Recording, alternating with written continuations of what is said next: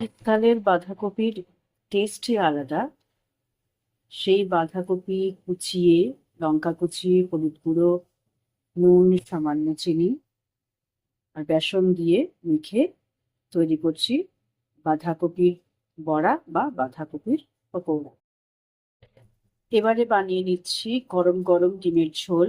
ডিম আর আলুটাকে আমি সিদ্ধ করে নিয়েছি, যেমন আমি বরাবরই নিই। টমেটো, পেঁয়াজ, রসুন, আদা একসঙ্গে পেস্ট করে নিয়েছি। ধনে গুঁড়ো, জিরে গুঁড়ো, লঙ্কা গুঁড়ো, হলুদ গুঁড়ো, নুন, সামান্য মিষ্টি এবং সমস্ত মশলা একসঙ্গে ভালো করে কষিয়ে ডিম আর আলুটাকে দিয়ে আরো একটু ভালো করে কষিয়ে নিয়েছি। অলরেডি আমার ডিমের ঝোল ডান। আজকের থালিতে রয়েছে আমার গরম গরম ডিমের ঝোল, ভাত আর বাঁধাকপির বড়া বা পকোড়া। আমার রান্নাবান্না সারা হয়ে গেছে।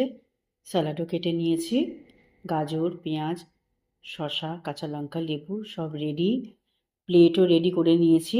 গরম গরম ভাতটা নিয়ে আসি, প্লেটটা সাজিয়ে ফেলি।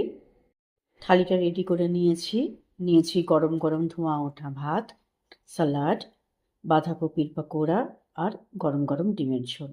এক গ্লাস জল নিয়ে নিয়েছি। কেমন লাগলো আজকের থালিটা? যদি ভালো লেগে থাকে লাইক করো, শেয়ার করো, কমেন্ট করো, সাবস্ক্রাইব করতে ভুলো না। Thanks for watching.